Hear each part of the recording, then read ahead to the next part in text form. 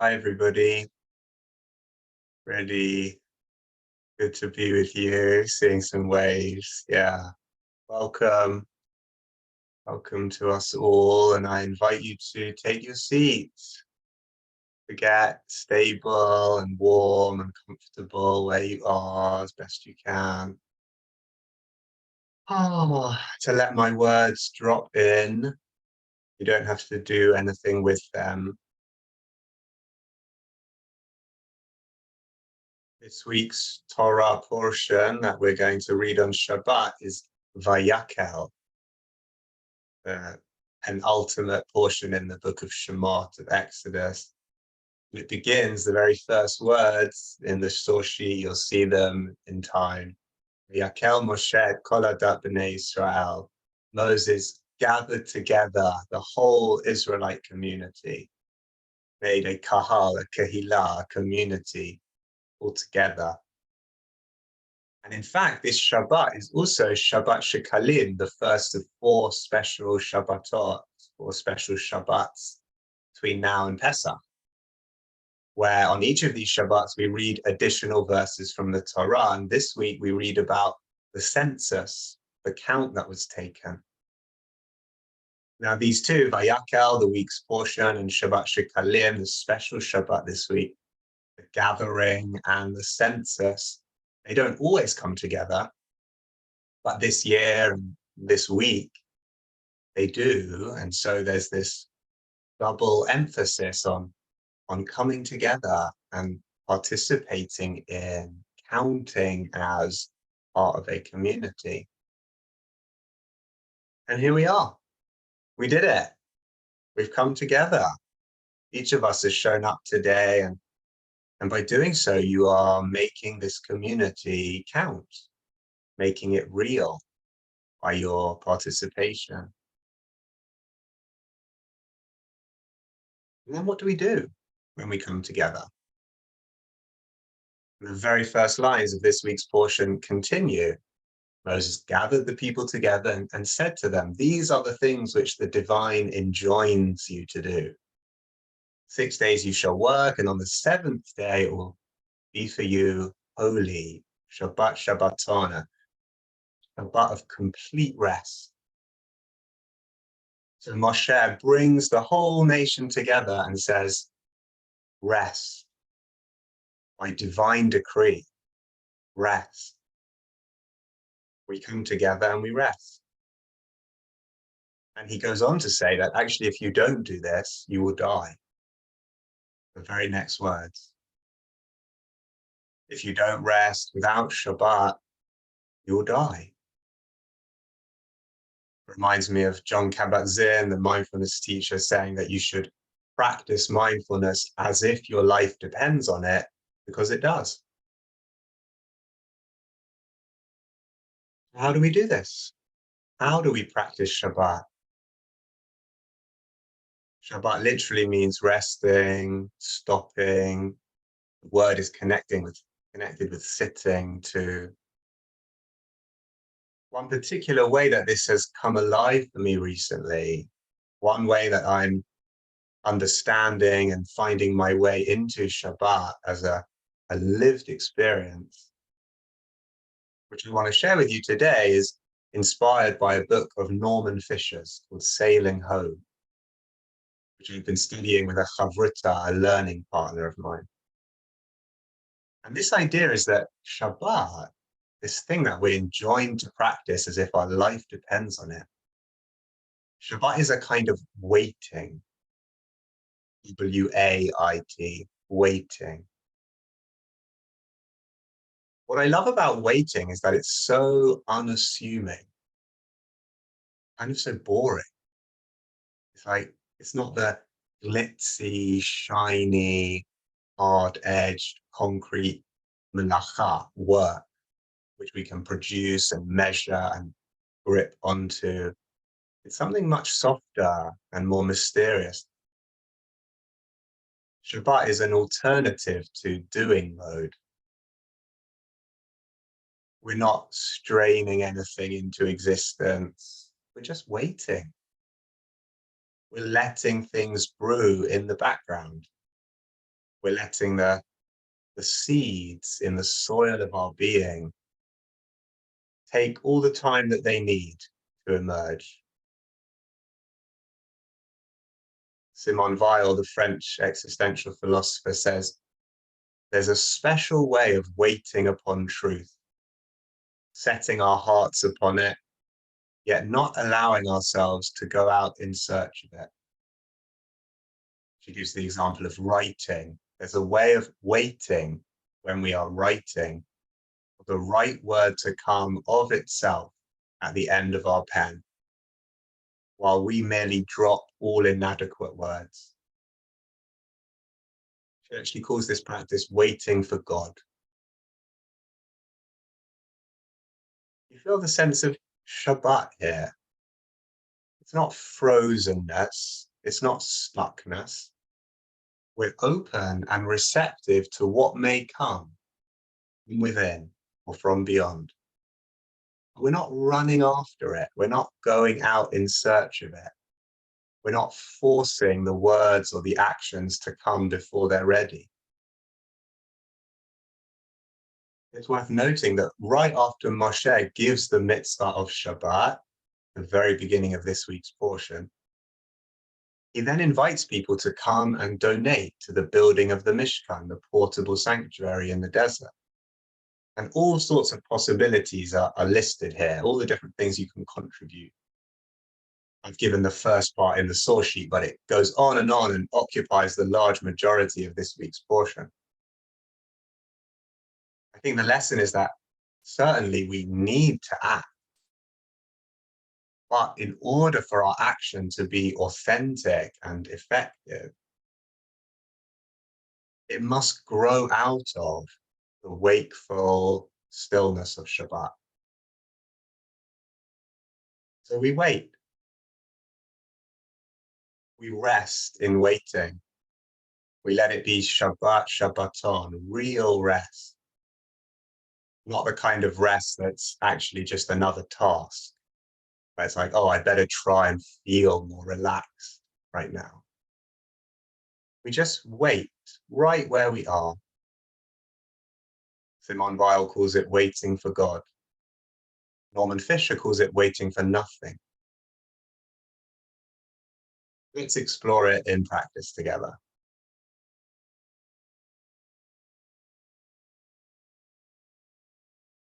So I'm adjusting my posture. I'm tuning into the out breath, letting it be something of a sigh. Feeling my feet against the floor, my hands on my legs. Bringing my chin a bit closer to the chest.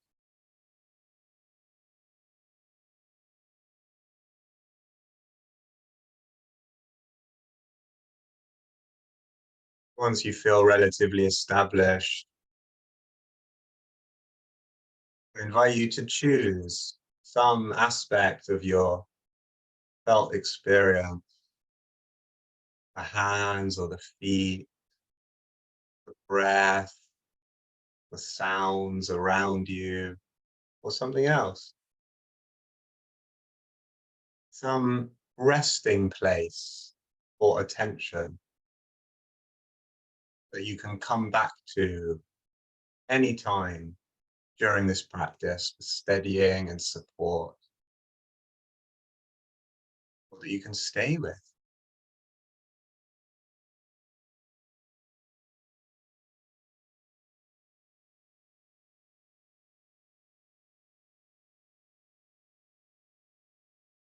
Observing, waiting.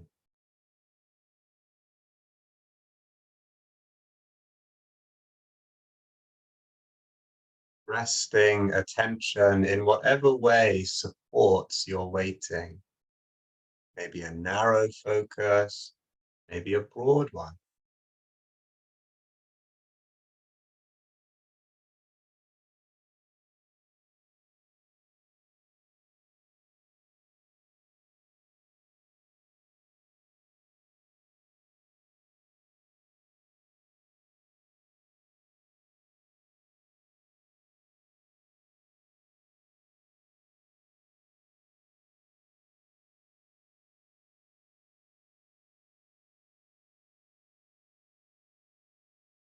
Perhaps you notice the plurality of this moment.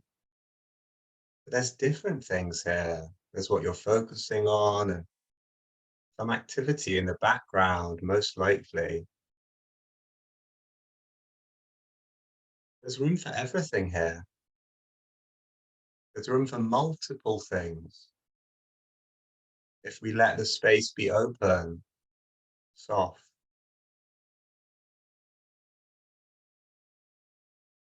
not trying to control everything that arises as if we could, but just choosing within it all where to turn,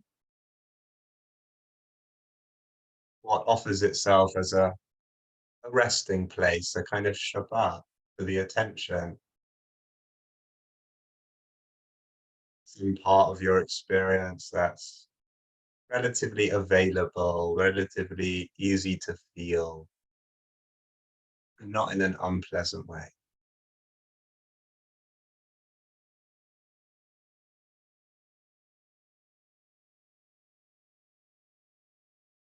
Just letting attention settle here wherever you've chosen,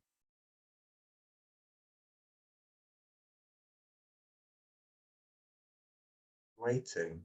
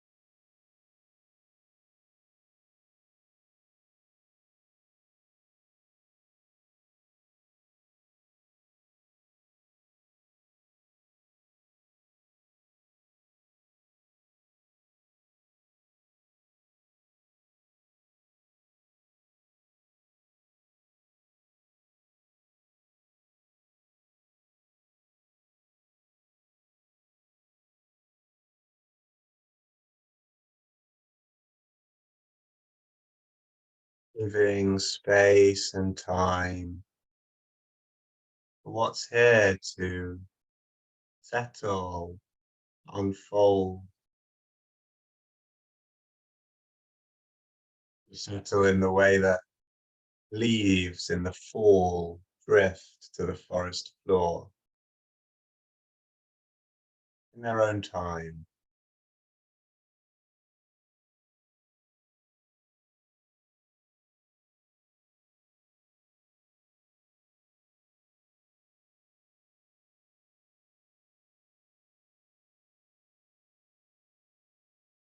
Perhaps you recall that this is something we're doing together.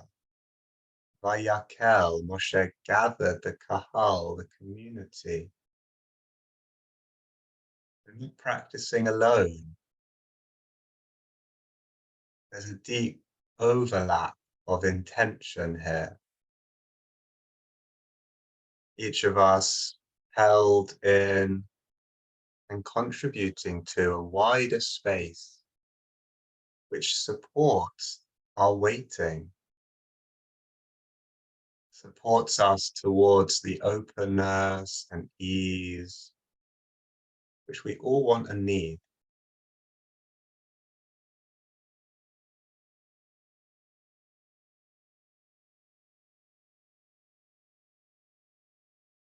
Maybe you have some felt sense of this togetherness, presence of others here alongside you right now.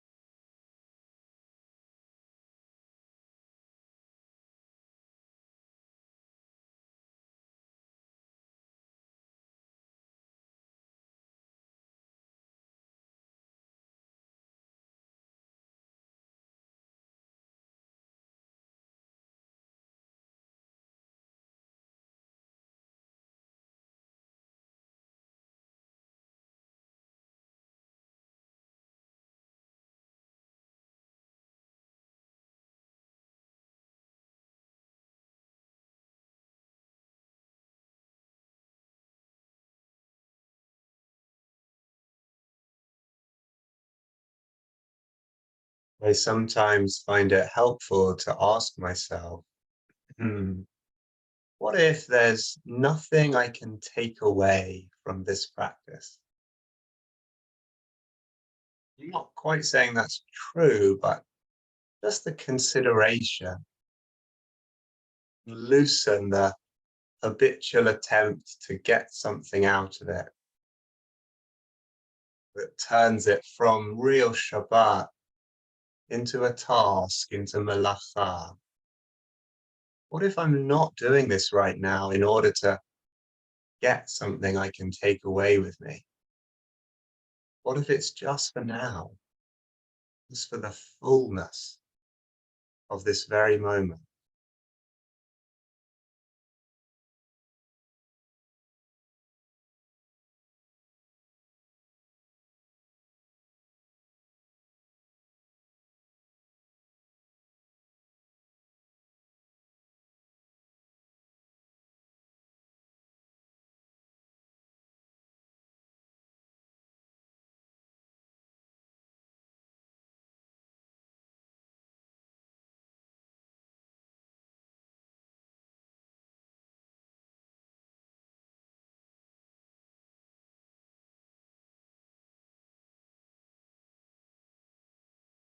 What if we're not waiting for anything in particular, but are instead just floating in the open stance waiting involves, open and at ease?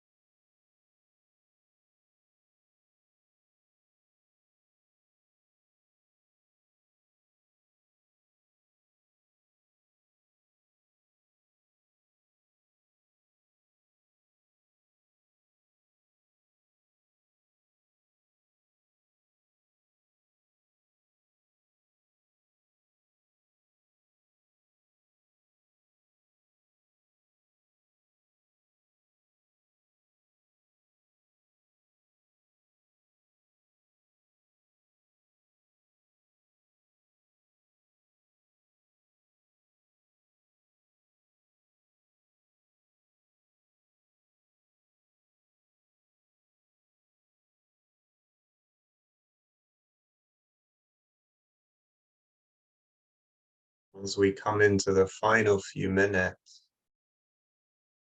I'd like to share a poem, which I think is a poem about waiting.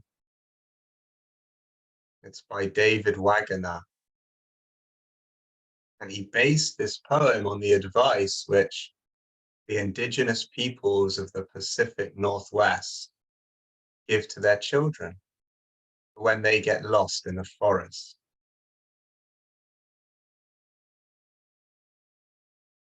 Stand still. The trees ahead and bushes beside you are not lost. Wherever you are is called here, and you must treat it as a powerful stranger. You must ask permission to know it and be known. The forest breathes. Listen. It answers, I have made this place around you. If you leave it, you may come back again, saying, here. No two trees are the same to raven.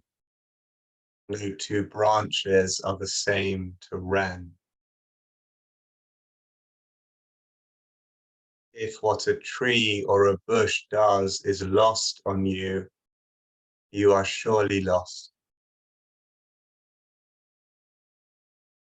Stand still. The forest knows where you are. You must let it find you.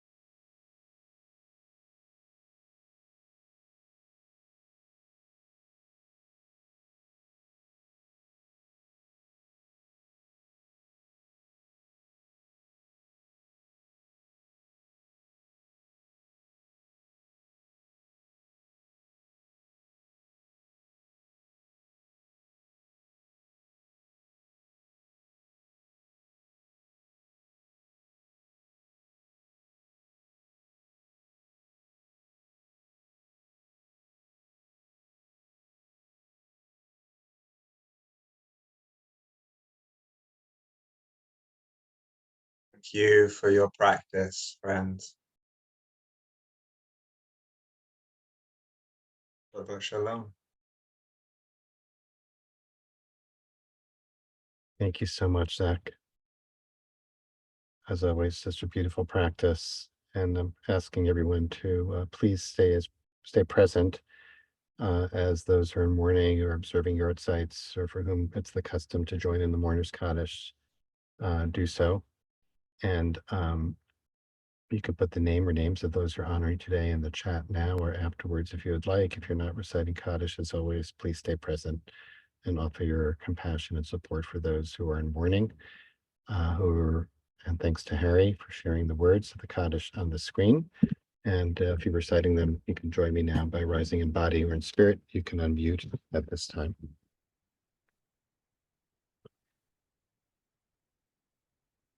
Yitgadal, Yitgadash Shemei Rabbah, Yamad Yimrach Shivute, Yamlich Chute, V'chayechon, Hayeh Bechol Beit Yisrael, Agala V'zman Karev,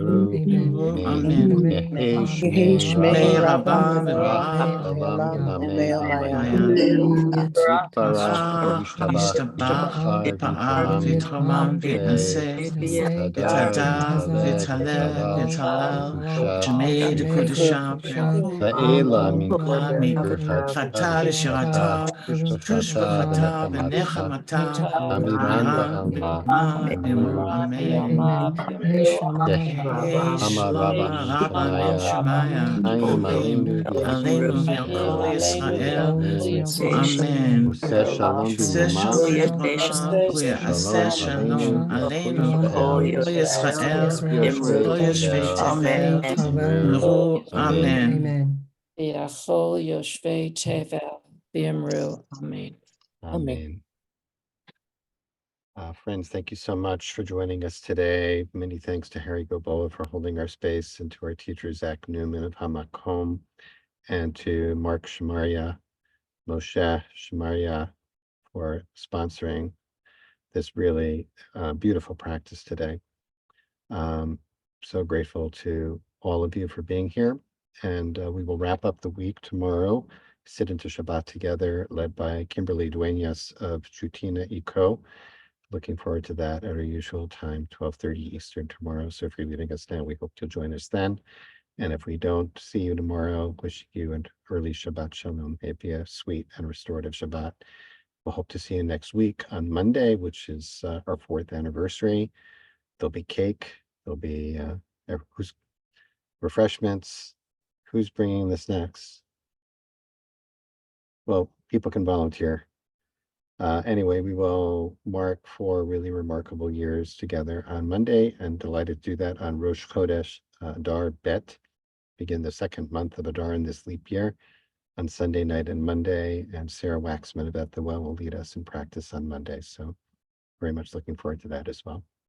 As always, you're welcome to stay on, continue to just sit with that beautiful practice that Zach was leading, or join us for conversation, questions. If you have a question to put in the chat, please do. And I'll keep an eye out if you have a question you want to ask. It's always helpful if you can preface it by writing question on all in caps. Zach, that poem is one of my favorites, and I think I'm seeing a lot of appreciation for that. But before we get to the poem, really appreciated. I very much appreciated framing this practice as in the terms of waiting, about our capacity to wait, which yesterday's sit by Susan Leiter was on the theme of not knowing. And it really felt quite, just a beautiful flow from that right into waiting. And again, I appreciated very much and was kind of struck by what you said towards the end in guiding us to raise that question, face the question, am I here to get something from this? Or can I let it just be what it is in the moment? Which really brings us back. Made me think, actually, and then I'm just going to turn to you. Yes, if you want to add anything to that, usually before I said it, we always invite people to share a kavanah, an intention or practice. And when you said that, I thought, oh, really, the intention every day maybe should be not to have an intention, to accept any intention other than just to be here. That's that we're thinking, oh, I hope I'll be more courageous. I hope I'll be more whatever afterwards. So what do you think about that? And Yeah, can we have an intention, or is really the only intention to sit here and wait, which is not easy, as we know. I totally relate. I think I find this practice so helpful because I notice how my mind, my whole system finds so many ways of turning it into a task. Hmm. You know, if I just like Shabbat, rest, so lovely, Shabbat, Shabbaton, then sometimes I find myself turning the rest into a job. How well am I doing at resting? Am I super, super relaxed? Am I as relaxed as I imagine all those other people to be? You know, Hmm. likewise with stopping, you know, has my mental, these other literal translations of Shabbat, has my mental activity completely stopped? No, 99.999% of the time. Um, and there's something about waiting that's just like, as I said, so unassuming. So it really speaks to me as clearly not trying to do anything, just where you are. I'm sure you could turn that into a task as well, you know, if you insisted, but it just cuts through a bit for me. Hmm. So, you know, I think it's a really complicated question, the question of effort in practice. Because, of course, there are things that we want. We do want to feel more of this and less of that. I'm not totally indifferent to that at all.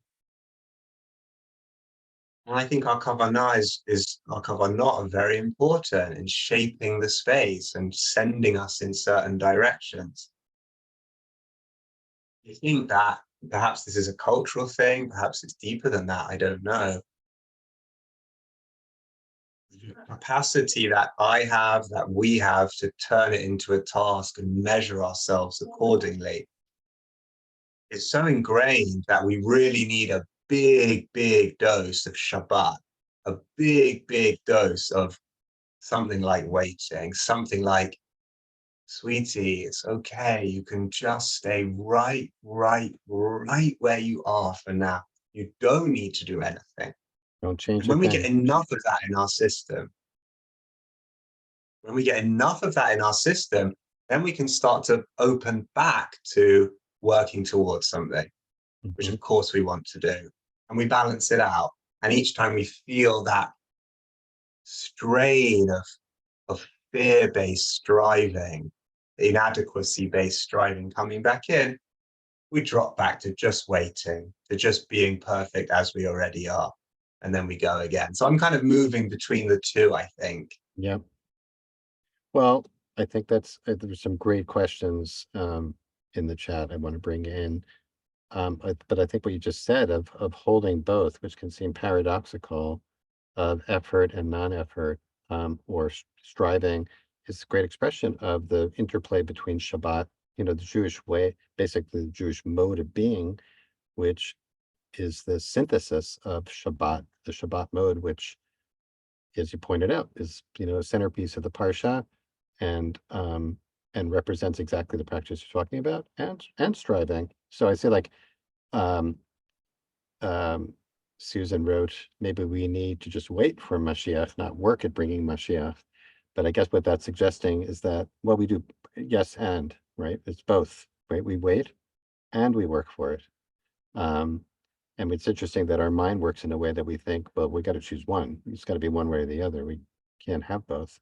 But that is kind of the Jewish paradigm.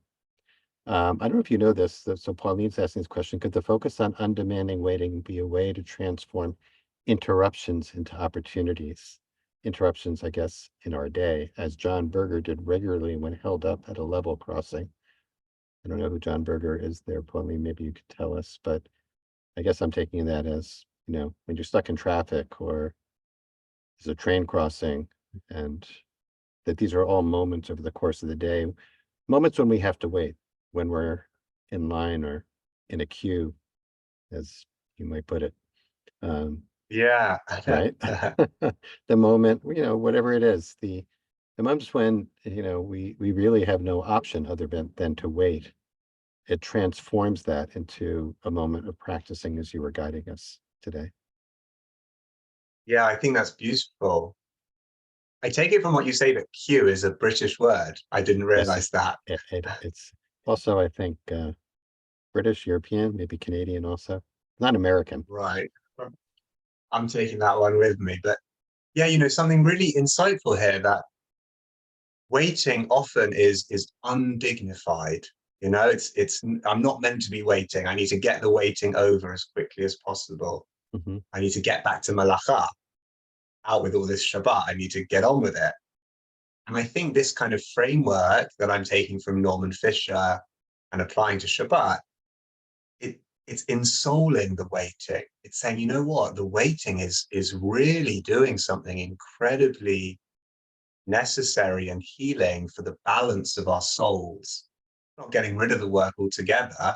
Sheshet Yamim, 6 days you should work.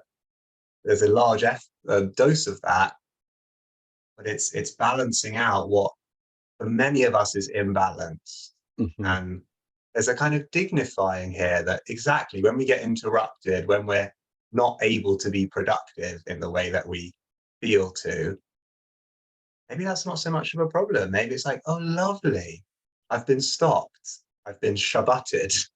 I can actually just I think enjoy this for a I bit. think you just coined something there to turn Shabbat into a verb. You're Shabbating me here. Thank you. That's pretty much what we do here. We Shabbat or each other for half an hour. It's interesting because in the chat, people are noting the discomfort, even quoting Tom Petty for that matter, that the waiting is the hardest part. And Mira's writing, waiting implies powerlessness, even some helplessness. So it's interesting, it does, if we plumb the what's behind that sensation of discomfort with waiting, like you were talking about, like with the expectation that I'm supposed to do something, or I have to do this, or I have to have this, right? And I have to have it right now. That striving, that desire, right? And surrendering that is challenging and liberating at the same time. I think that's maybe we realize how enslaved we are to that mentality of I need to do more, I need to be more, I need to have more. It's really Amen. countercultural. Amen.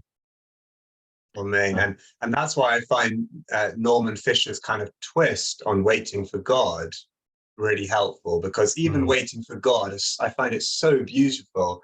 But I'm like, has God shown up?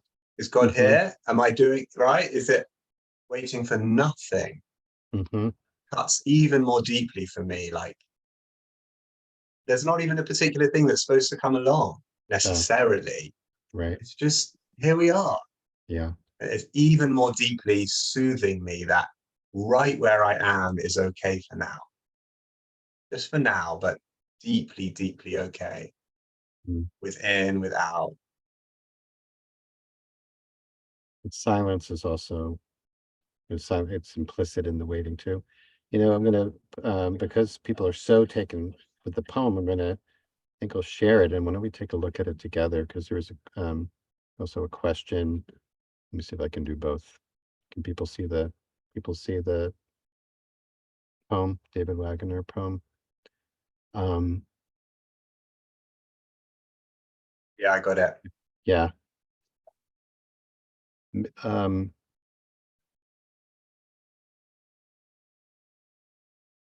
do you want to say a little bit more, whether but in terms of any part of this poem that maybe we can take with us into Shabbat? I mean, for me, I'll just say like the line, the stand still, the forest knows where you are, let it find you. I can't, I think it was Lori who was relating that to the idea, like what's the connection between the forest and nature knowing where we are and letting nature find us, and however one understands the divine God, saying that God knows, if we were to just translate into that language, the divine knows where you are, let it find you. Let God find you, God.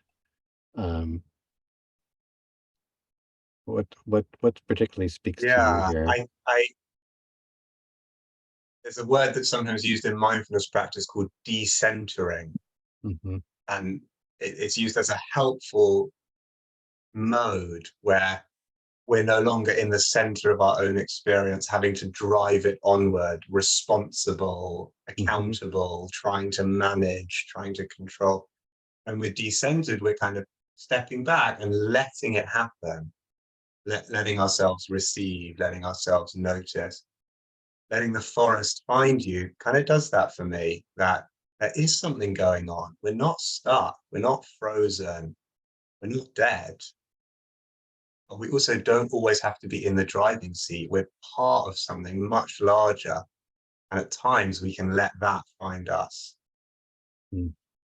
Also, I'm glad you reminded me about the poem, because it was just as I was reading it today, having read, this has moved me for a while, like you said, Mark. But I heard it back a different way. If you leave it, you may come back again, saying here. And then I heard here as Hear, Huh, Shema. uh-huh. Oh, we can use the word Shema to bring us back as a way of, oh, I've got lost, Shema, and then I can come back again. There are a I lot enjoyed of, that. yeah, I love that. And there's also, there, whether it's assonance or just associations, there are some, it's almost reads like a midrash on the burning bush as well, because we do have bushes here. And we also have wherever you are is called here, Hineni, I am here, I'm present. Also stranger for that matter, such a, in English and in Torah, ger, the stranger, knowing the soul of the stranger. There's so much here. Mm, mm. Thank you for bringing that to us today, Zach. And also, people were, I think, suitably, And I want to say suitably, thank you to these comments, which I'm going to digest afterwards, for letting me see this familiar poem in really new, beautiful ways. Yeah, much gratitude. yeah. And to you, Zach, as someone wrote, we will wait patiently for the next time you're leading us, which I don't remember, but I think is not too far off. We're really grateful to you for bringing this practice and teaching to us today. So thank you so much for being part of this community, and for all you do at Hamakom. I want to make sure that we put the link for those who wanted. Did we put the link for Hamakom's sign up? People didn't get it. Do you got? Oh, well, I'll put it in again here. I don't know if you got it, Harry. I might be redundant. You can sign up for Hamakom's mailing list there. Oh, there it is. Better yet. And please also sign up for the symposium on Jewish meditation on April 14th. That's just a little bit before Passover. Okay, everyone. Good to be with you as always. Hope to see you tomorrow to sit in to Shabbat with Kimberly Duenas, and many blessings as always. Thanks so much.